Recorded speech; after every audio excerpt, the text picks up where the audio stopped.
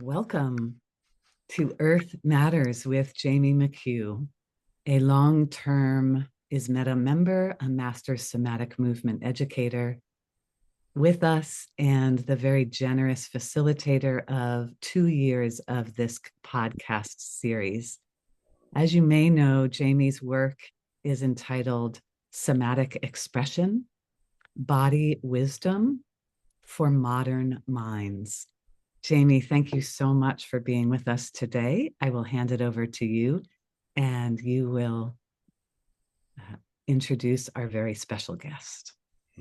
Thank you, Elizabeth.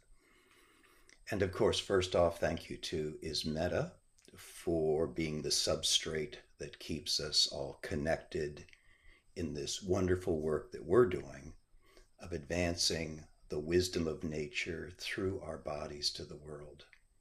So I'm very happy to be a longtime member of ISMETA, and for those of you who are coming today who are not members of ISMETA, I would heartily encourage you to join up because this is an important aspect, for me at least, of Earth stewardship and Earth reparation, starting with ourselves, the body of nature here. So for those of you who might have followed the series and those of you who may not, I just, in looking back over the series, I was aware that we had so many different flavors of action to stimulate people's creativity. And of course, a lot of body mind centering practitioners were part of the conversations, starting off with Satu and Martha Eddy. Satu, who started an ecosomatic class in her master's program in Finland, and Martha Eddy, of course, who's one of the moving forces behind Global Water Dances, a community action using dance to bring awareness to water. And then, of course, we had different things represented. Somebody from Extinction Rebellion, who was also an archaeologist and exploring deep time. We had performance work. We had homesteading, both urban and rural homesteading. An organic farmer who is connected to community supported agriculture. So people supporting organic farming and supporting farming as an act of reverence for the earth. We had the relationships with the more than human world. Paula Josa Jones with her horses, another woman, I'm of course forgetting her name, who does wonderful work with land stewardship and really paying attention to how plants can speak to us. We can speak to plants and ecosystems. We also had this whole idea of how do we gather together for emotional support through the 10-step program of the Good Grief Network, and such an awesome name, of course, coming from the world of peanuts. We had climate storytelling, we had ritual. So all these various aspects of action to stimulate creativity about how can I participate in the care of the earth, because as we all know, the earth gives itself freely to us and gives us life. And how can we give life back to earth? And as I was thinking about, who I wanted to invite, I was all of a sudden aware that all of my mentors, teachers, have passed. Anna Halprin, Emily Conrad, my native teacher, Lauren Smith, and that Bonnie was still on the planet. I was like, yes, I want to invite Bonnie because I love Bonnie and I love her presence and what she offers to the world. And for me, it made a lot of sense. And as I said earlier, I didn't know that this was going to be the last of this series until I started writing the announcement. And I thought, okay, all things must pass and come to an end, and how wonderful to end this series, to be in dialogue and sharing an experience with Bonnie, who for me has really brought forward just so many delicious ideas. But it made sense that yes, so much we were working with different kind of applications of action, but also How about just presence and attunement? And because part of what's going to change the world is how we change our consciousness. And it's that consciousness and it's the love of self, others, and planet that is going to support us in all the various challenges coming down the road. And of course, for me, Bonnie is the master of presence and attunement. And so right now, I want to welcome you with open arms, as open as I can from this virtual setting, and thank you for joining me today. All right.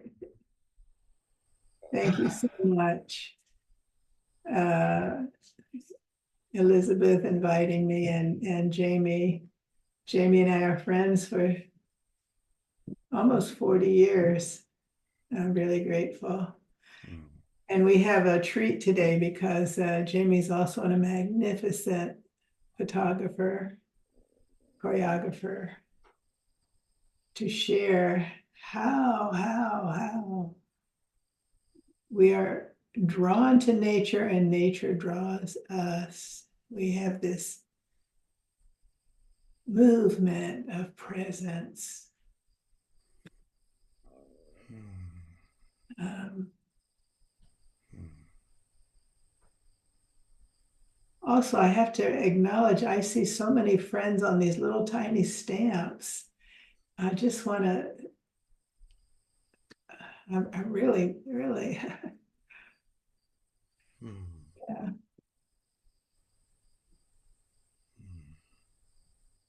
I'm going to ask you, Jamie, to keep going because I'm still filled with being here with so many wonderful friends. Well,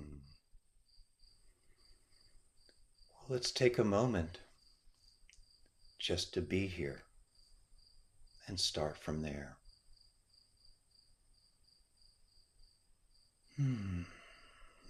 So whether you want to keep your eyes open or close your eyes to attune within or without,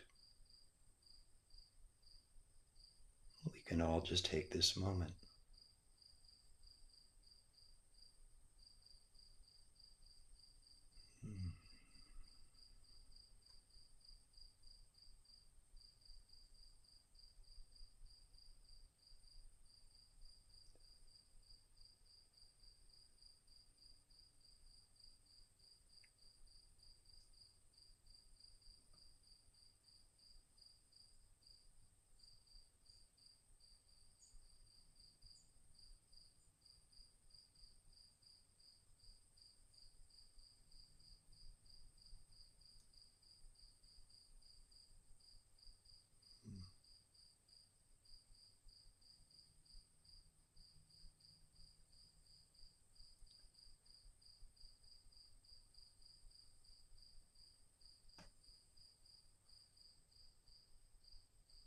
As I was saying to Bonnie earlier, that I so much appreciate how she holds the space of not knowing. And for me, that's been very important, the not knowing, and also just allowing for stillness and silence. That it's such an important aspect of our rambunctious movement, all the internal movement that's happening within and without, and just that settling with it all is so incredible, almost countercultural in a way, of just saying stop, pause, be.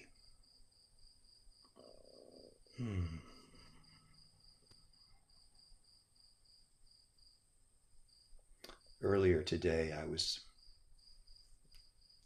because I live in the hills of Massachusetts now, I'm walking down to, I brought home a little companion. I just noticed I had a little a little creepy crawly on me. Put you down. Walking along the creek and sitting and being there on the stone in the middle of the creek, the water around. And it's how I talk to myself with my recorder to get clear on what I'm thinking about. And then I realized, okay, I need to stop and pause and just listen to the water. And so I paused, listened to the water. And of course, there's not just water, there's birds, there's wind, there's like, oh, it's such an incredibly rich movement experience that I'm part of sometimes when I just stop and am there. And what a treat to be here and pause with you.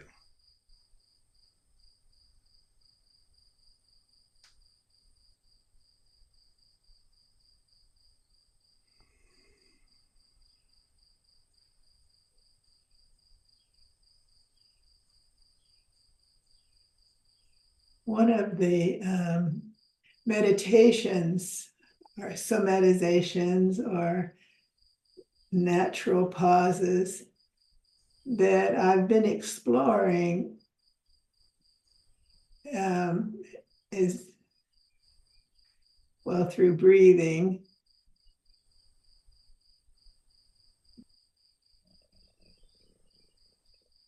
And all the ways we breathe. And the breath of the nature.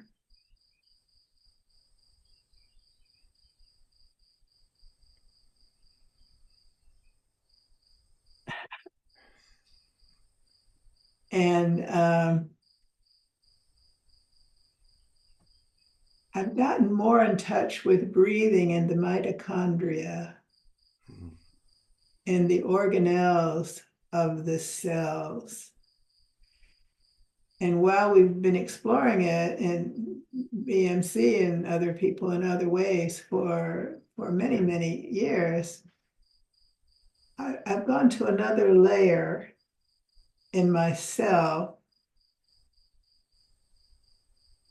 I think because of COVID, it was very strict. I didn't get COVID, but it affected me by its nature of being present and the isolation that I didn't want to be in direct touch with it, but it touched all of us.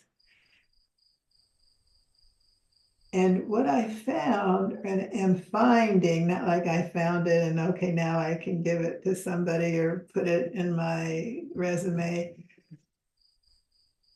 is that it's below thought. It's breathing below words. When the words disappear, when we go deep enough, there's no more thought. In my experience, so from your story just now you're sharing, Jamie, that when we have the thoughts, which are important, that's what we've come with, and I write down a lot of thoughts, but when we go into that pause in which there is no words of thought, one part of the nature of us might be the mitochondria. And the story is that the mitochondria were originally bacteria that entered the cell that had a nucleus. Because, first of all, I'm saying because I don't have this except in some kind of thought, that the planet was mainly carbon dioxide. And then, which is another deep natural something. But these bacteria that we call mitochondria could process oxygen as oxygen began to somehow carbon dioxide becoming, they both have oxygen.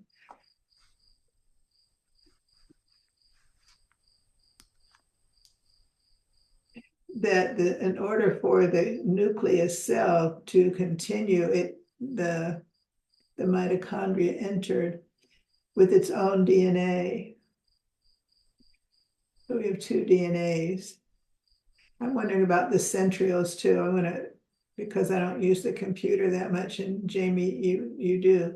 Maybe you can look up centrioles and see about their DNA, because they come from the male, they come from the father, and the mitochondria come from the mother lineage, because the mitochondria and the sperm apparently are in the tail, and when the sperm enters, the tail is left, and so it's the mother's mitochondria more. Some of the tail might come in, I don't know. Those beyond, that's just all up here. But my experience,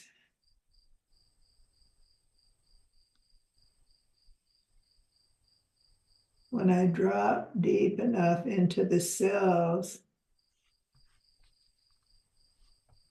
I no longer have thought as words.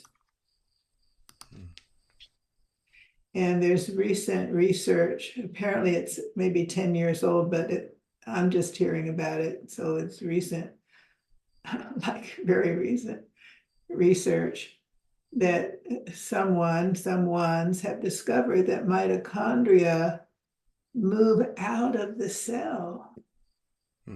You better look this up, because just because I say it doesn't make it true, but that they contact within the cell, the mitochondria communicate. They have some kind of a ways that they can make direct contact, or they can travel through the blood or through the interstitial fluid. Look it up, gang. But that they help each other. So if the cell has mitochondria that are struggling, one that is not, one that has health, vitality, will help that one. And then I feel that, well, what about the mycelium and the trees, that the mother tree, or you can call it the father tree, whatever, the tree that helps and spreads information so that the surrounding area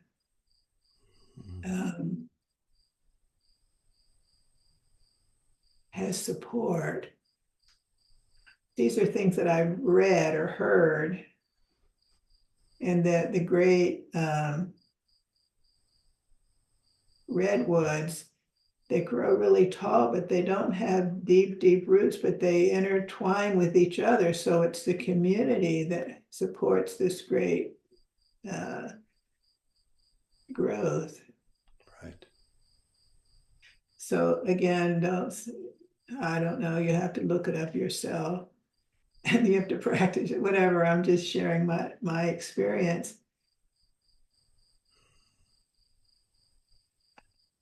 And the other thing I find that in hands-on work, if we have more than one person, maybe recently there were 3 of us with our hands on someone.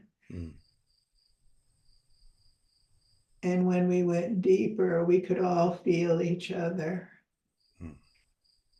So we know that experience, those of us who know that experience. But now, through this new research that the mitochondria can move out of the cell, and that maybe they can do that because they were originally bacteria. They had their own existence. I'm making up a lot of this, gang, I don't really know, but I do know my experience. And through Zoom,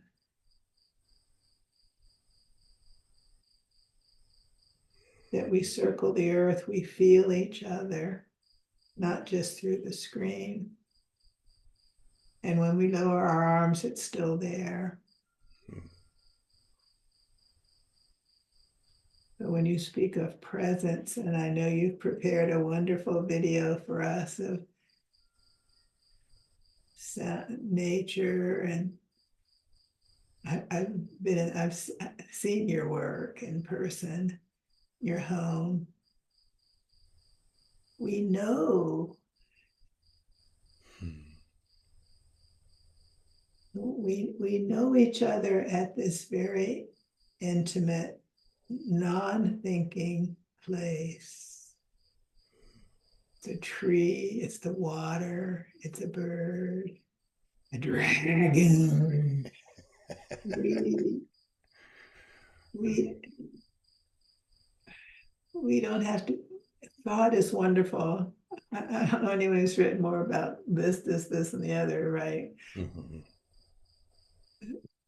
How do we bring it to consciousness? How do we take it from consciousness into this calm knowing?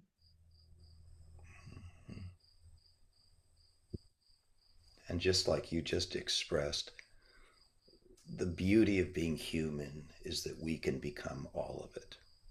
I mean, I love cats, but a cat basically has its repertoire of movement, but I can take that on. I can become cat-like, I can become tree-like, I can become cloud.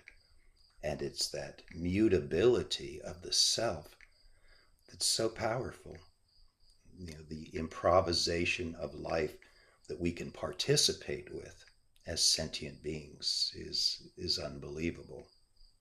If I remember, even in walking, sometimes like, oh, I'm going to be a little homolateral for a while. Now I'm going to be contralateral, and now I'm going to do this, and to just shake it up, because shaking it up always allows something new to arise.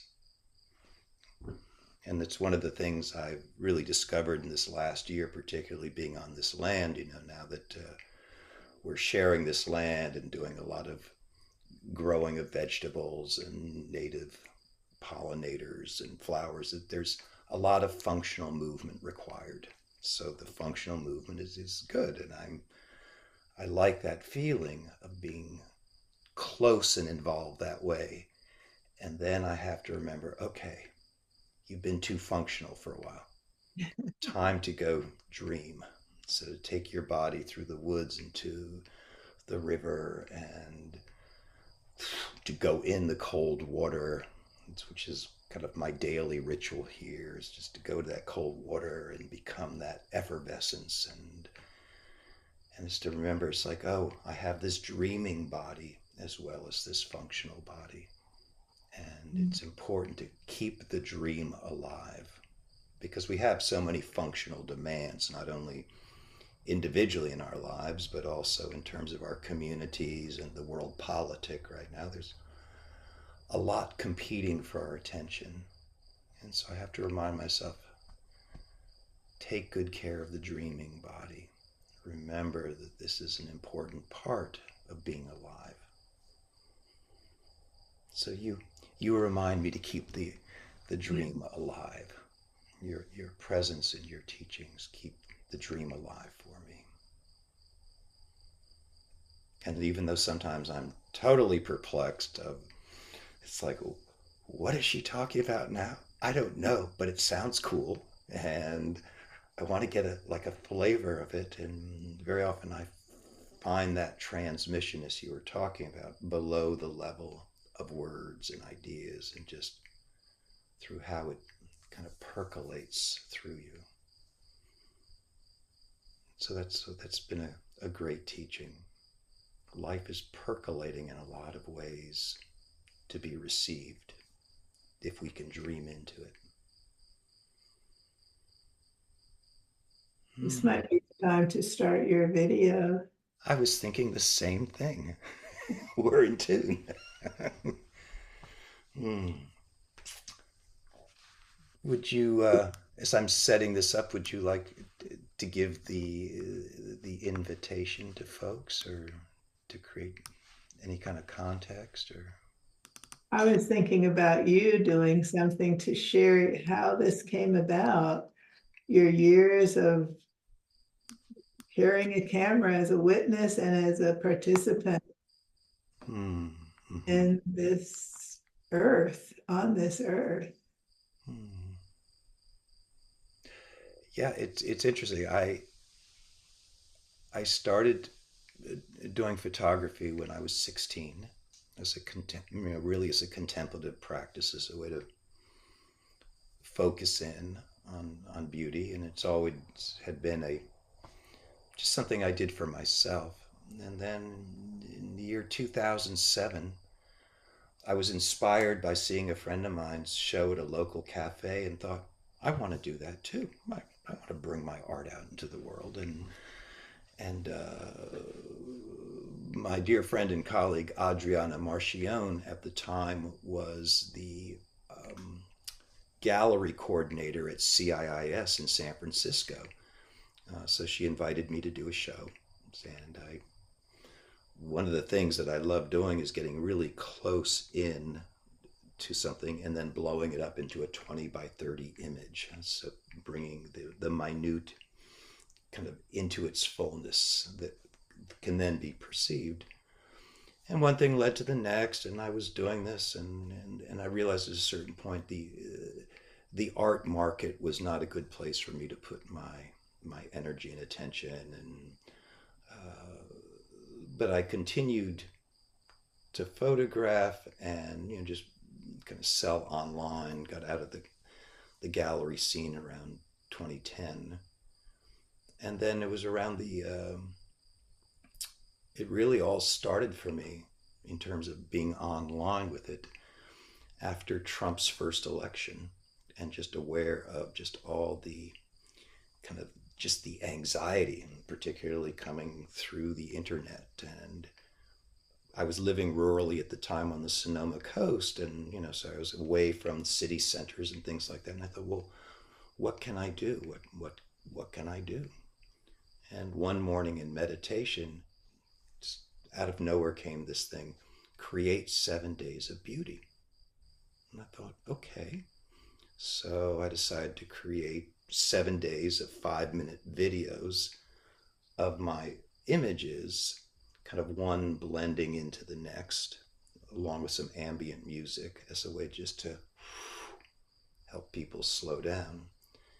And at the time, one of my friends in the community I lived with lived in, Francine Shapiro, who created EMDR, saw my videos and what I was doing, and just like really encouraged me and encouraged some of her people in her cohort to use these as ways to help people regulate their nervous systems. So I thought, okay, I'm on to something. I just wanted to start with beauty and just calming, but if it can also help in the therapeutic process, awesome. So I started making these videos, and I continue to make them as kind of my offering to the world, of just to bring nature into our lives in a more direct way, particularly for people who are in more urban situations or bedbound, or just to drink it in. So that's really the story. There's more I could say to it, but of course, that for me, it's important as a process, even if I don't do anything with the photographs, to harness my own witnessing and participation with the planet. And that I find that if I really focus in and focus and do it, and then set my camera aside and just open up to just moving or singing or being still, and then I can go back in. So it's a process of focusing and wandering. I guess that's the way I think of it. It's kind of how I teach: focus and wander, focus and wander. So maybe we can wander with you as you turn it on. Sounds awesome.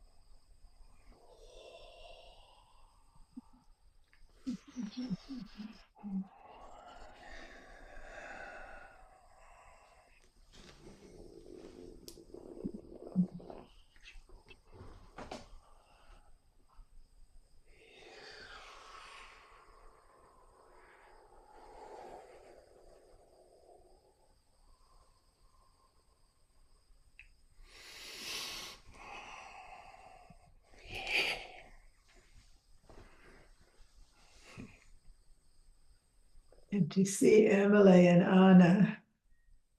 What a treat. Mhm. You brought them fully into the space. Yeah, as I was making the video, and I thought I was finished, but I thought, no, I'm not finished quite yet. There's another piece, and that's when I realized I wanted to bring Anna, Emily, and Lauren. That was the man in the by the fire in the roundhouse. And I thought it's important to bring their nature into this nature. Yeah. I felt him too, but I didn't know him, so I felt him. The others are part of me. Yeah. Maybe now him too. This might be the time to open it up to others. What do you think? Sounds wonderful.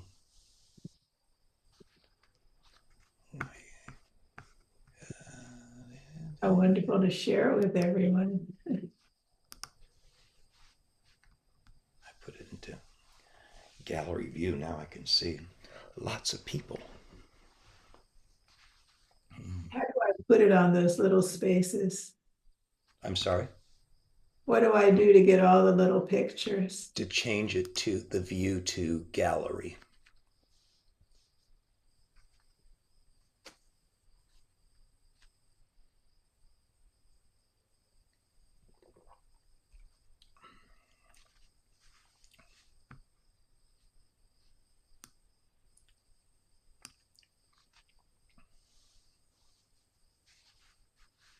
I don't know where to look for gallery. On the upper right hand corner of the Zoom screen, it says view. I got it. I have forgotten. Yeah, no problem. Elizabeth sent out a message in the chat that if you want to speak, please raise your digital hand and she will acknowledge you.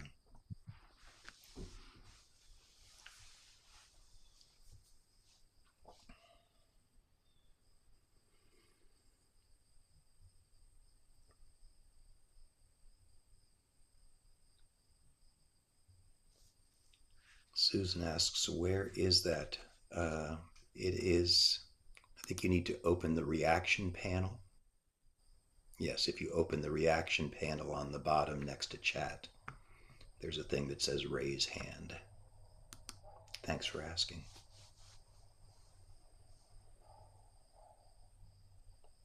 I see a lot of people I know. Hi. Ellen and Penny and Sylvan, Maya, Linda. I see Donalia's hand is raised and I'm asking her to unmute.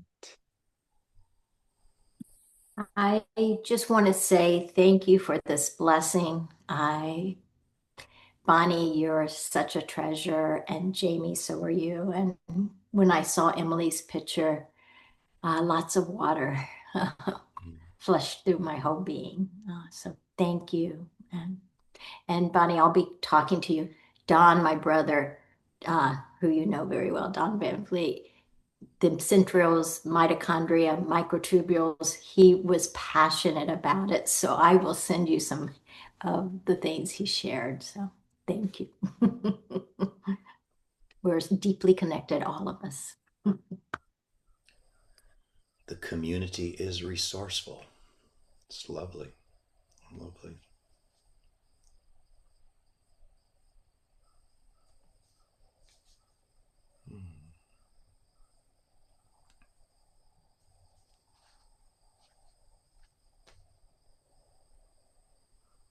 There are many messages of gratitude in the chat as well.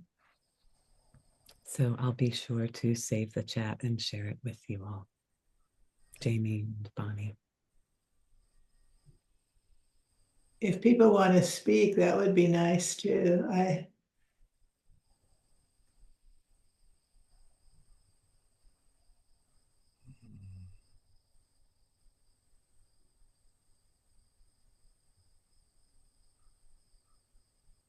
just want to just add something since Donnelly acknowledged Emily.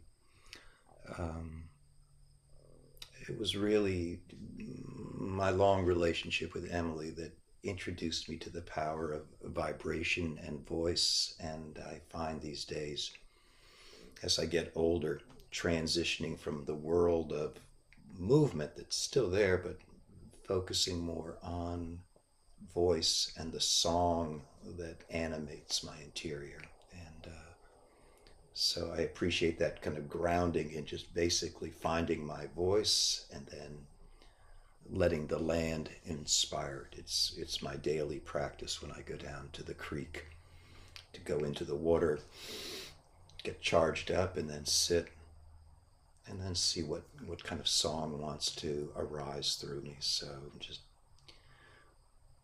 many thanks to Emily for that initial support.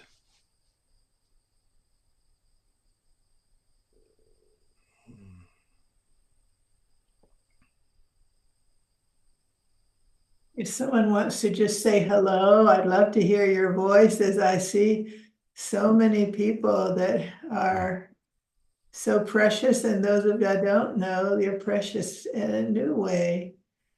But I'm seeing people in Europe and around the country here. Well, I'll say hello. Hi, Bonnie. It's Alyssa. And that was so beautiful, everything. And I have water, tears in my eyes too. And I'm taking yet another somatic training with Brian Siddhartha Engel and Maya Gayatri Anderson. And Brian was talking about mitochondria recently and the microtubules inside the cells, the microtubules inside the mitochondria, and the light, like little light tunnels. And I think you understand why I'm interested in light from the inside. And that was so fascinating to me. So I don't really know what the science is that has come out, and I don't know if I care anymore because I'm tired of science. But I appreciate you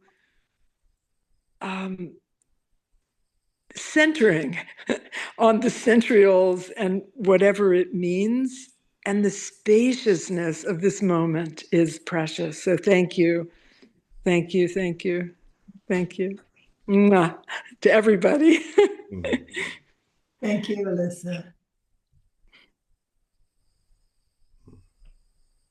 Hi, Bonnie and Jamie. This is Kathy. Can you hear me? Mm-hmm. Yes. Oh, great. Hey, long time. I just want to say how happy I am to be able to be here live. Jamie, I've wanted to join this for a long time and haven't been able to because of my schedule. And this week, by a happy synchronicity, I'm on retreat in the Anderson Valley in a beautiful place off grid. And this is absolutely perfect. So thank you. And I'm also just starting myself after many years of teaching BMC to begin to offer ecosomatic retreats in nature. This is the first year that I'm doing that, and the first one I'm doing at Point Reyes next month. Nice.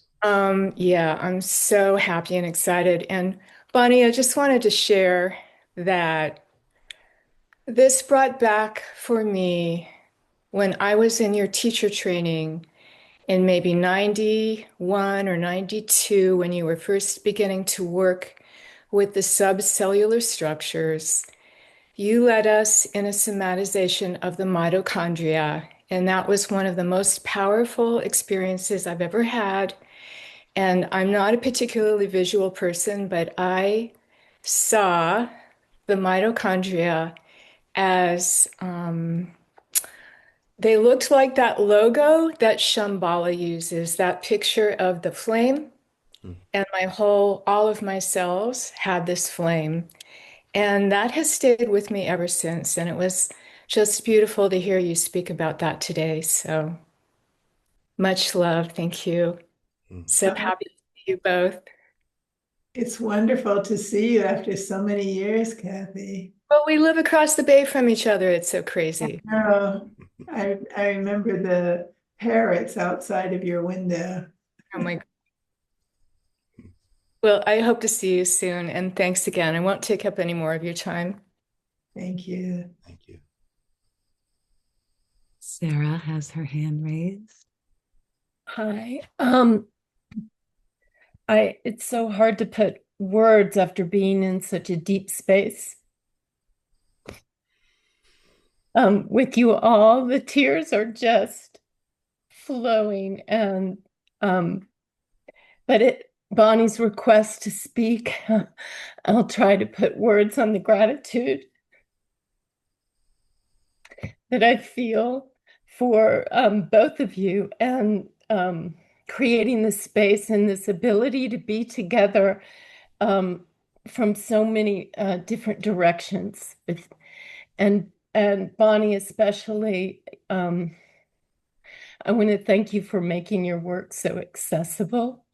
And even though I haven't had a lot of in-person time with you,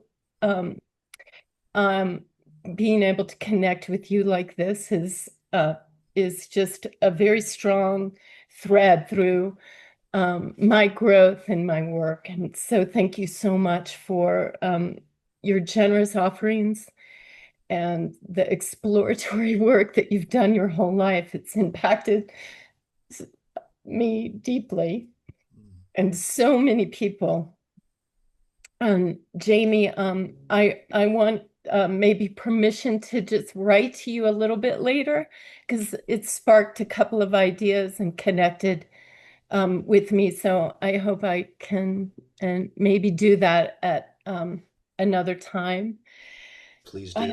I'm sorry for my jittery speech, but the emotion is so on the surface. And thank you both so much. Thank you for sharing your emotional surface, Sarah. It's a gift.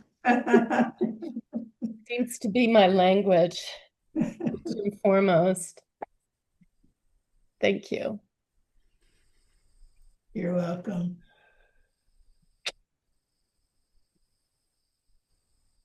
Oh, hello, Bonnie. Hello, Jamie. It's so precious to see you two together, and not just to see, to feel, to witness this extraordinary subverbal conversation that's been going on between you, and that we've been able to I feel, been participating in something very special, to be able to witness this way that you've been connecting today, and just so lovely to see you both and hear you both. And thank you for the beautiful film, Jamie, and that was very special. Thank you for being you, Bonnie. And Linda, will you put on the chat your latest book on the environment and the body and the spirit? And I don't remember which one I say latest, but I know you have many, or 3 or 4. Let us know for those who don't know about your work. Shall I put it in the chat? Please. Yeah. Please. Okay, thank you. And others also, put what you're doing, that we can see what you have to offer.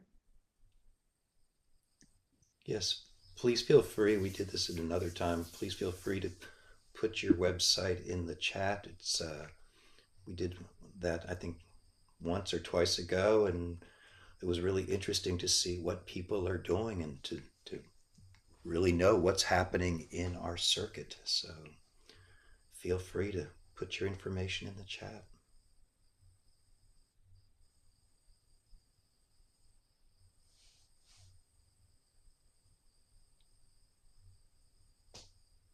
Clementine, I think you're next. Yeah, hello, Jamie. Hello, Bonnie. I haven't met you in person, but it's a great honor to meet you, at least online. I'm recently registered with the ISMETA, and I teach ecosomatic workshops in Vienna, in Austria. And yeah, I just wanted to say that in your presentation and talk, I was reminded of the power of pose, being present, sound, and attending to each other. And it was a great reminder because sometimes it's hard to convey what ecosomatics is and how do you bring that, to more people. And today I was reminded of those basics that can touch a lot of people. Thank you for that. Thank you.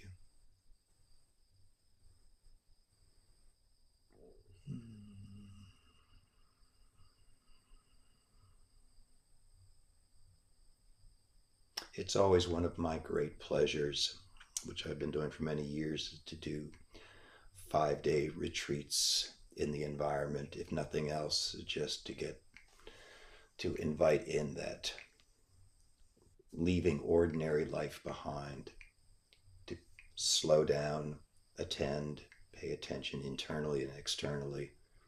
And yeah, very often I just think of myself as the assistant teacher to the natural world. It's the natural world where the juice is, and that I'm just helping set the stage for that relationship to happen. And it's my favorite in-person events to do. So I hear you. Pausing, stopping, attending, breathing.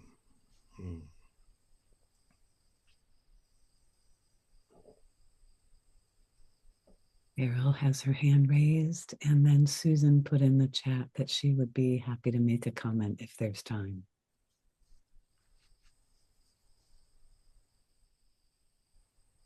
Is that me? That's Yes. you. Yeah, okay. Yay. Bonnie, Jamie. Wow. Wow, so great to see you both.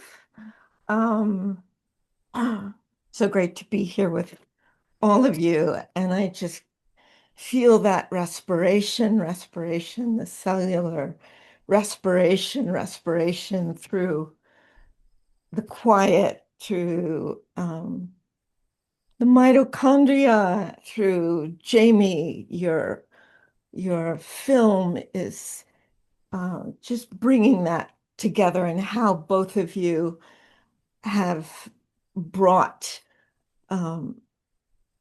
all of that in connection to everything, to being present, to our humanity, to what's going on in the world, and making those incredible connections to everything. And particularly this moment in time when our world is dealing, as you said, Jamie, with so much, to feel this moment in community with all of you. And Bonnie, as your teachings have brought us into our deepest humanity and ourselves, in order to know our own humanity, in order to know other humanity, and to connect that with the life, the deep life that is not in the human world, which, Jamie, you have really expanded into. So underneath all of that, to breathe into what's living and to what's dying, and what is beauty and what is tragedy, is so important today. So thank you from my heart to both of you. Thank you, Carol.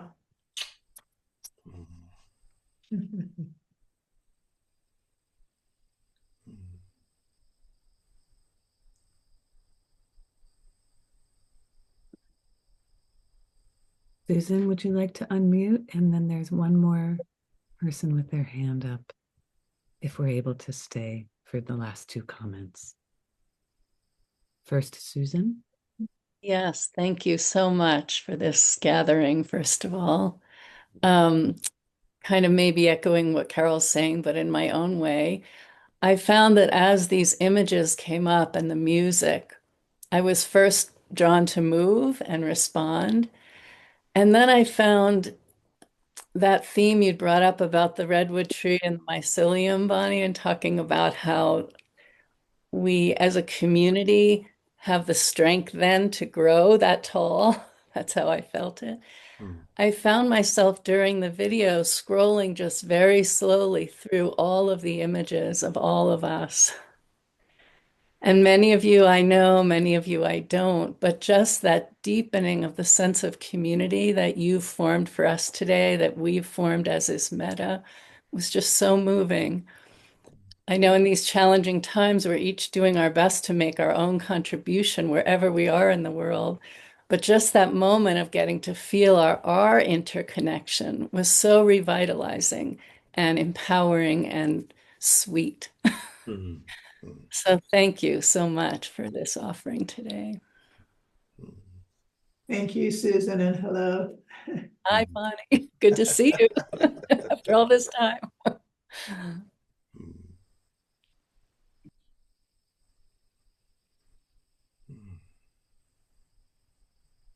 Final comment for today from Ma.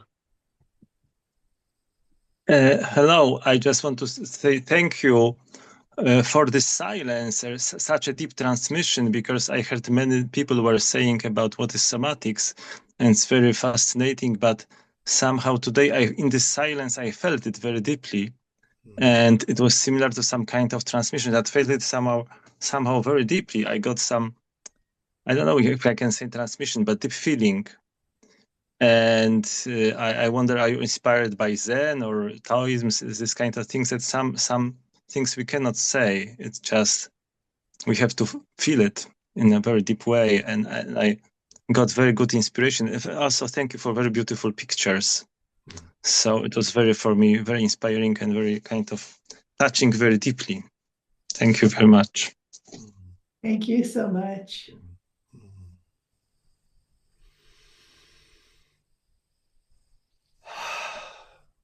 Bonnie. I could just say that we're also grateful for the silence and the quietude.